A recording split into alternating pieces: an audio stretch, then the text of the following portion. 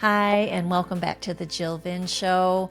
This is a place where we explore the deep, the real, the human parts of being alive in this world. What a gift we have. Last week, I shared about the reality that I believe is the case for all of us. As we become adults, we move from childhood to adolescence into adulthood, there becomes a moment and a time where we realize that we are responsible for our own healing. And while that is empowering, it can be also very, very hard because who wants to do this hard work? It's emotional, it's vulnerable, it takes courage, it takes a willingness to feel feelings that we've wanted to push and stuff. If you haven't started your inner healing journey, this is a great place to start. This is a great time to start. You are not behind. There's never a perfect time except for right now. I'm working with a client right now who we are taking our time. There's no rush.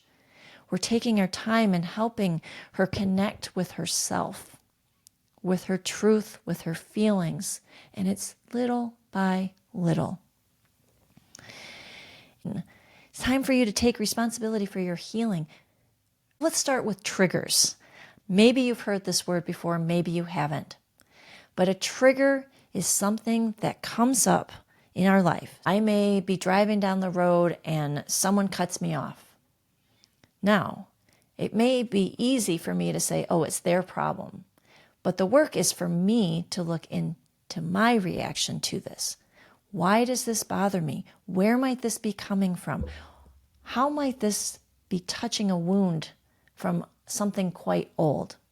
Someone comes to you and they share something that's upsetting and you react.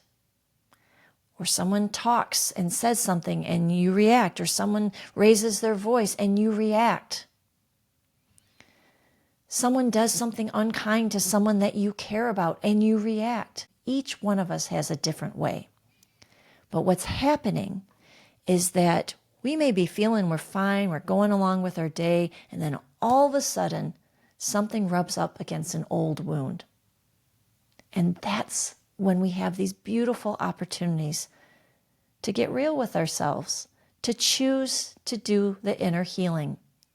And I want to tell you, this is normal. This is so much a normal part of being human. We get triggered, things come up.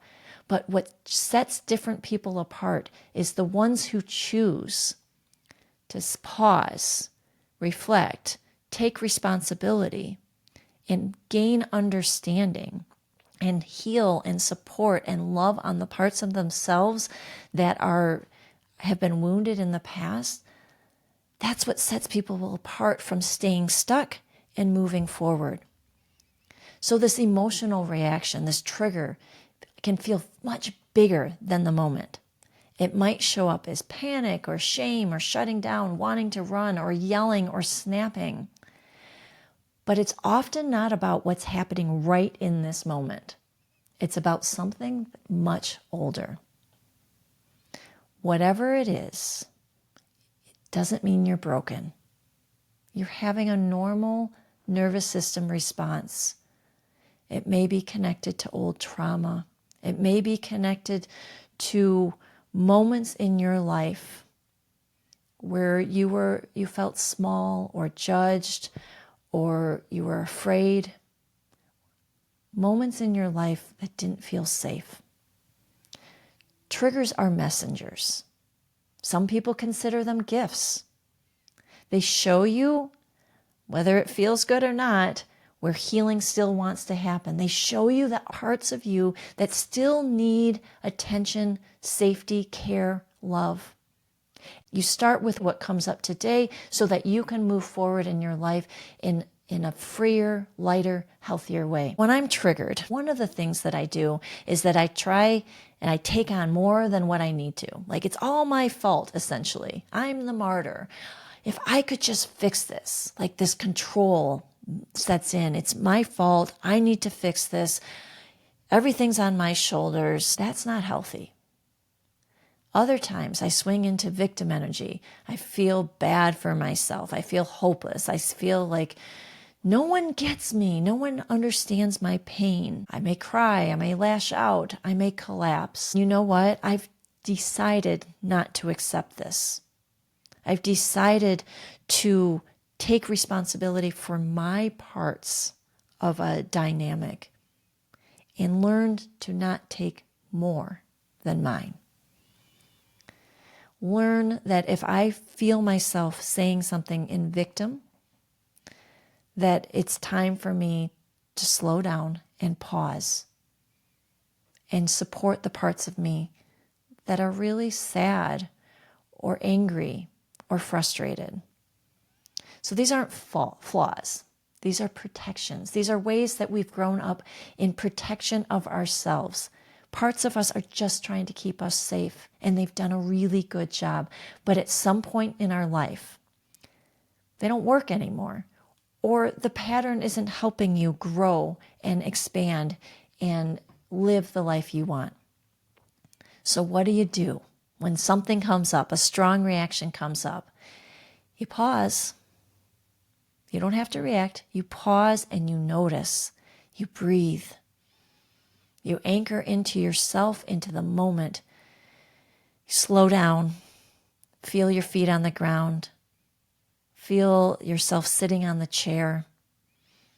Look at the trees. Feel the ground beneath you. Pause.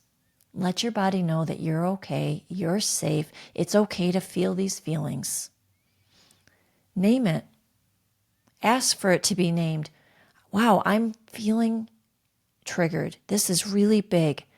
I wonder what this is about. What are these feelings that I'm feeling? I recognize that something old is being touched here. And let's get curious. What parts of me, what part of me needs support right now? What compassion and love can I offer to myself that I may be seeking from people outside of me? This is an invitation to wake up. You're not doing it wrong if you're triggered. It's just an invitation to continue to stay with yourself, to keep coming back to yourself, to feel, to allow, to grow. The truth can hurt. When you're triggered by something, there is a reflection that you get to sit with, and you may not want to, but when you do, you have this opportunity to grow. So be gentle with yourself. Start small. Maybe it's one pattern, one emotion. Get curious instead of critical. You don't need a master plan. You just need to be able to say, I'm listening now. And this is when things begin to shift. So till next time, breathe, pause, remember, your triggers are gifts. They are your next invitation to come back to yourself and remind yourself of your value.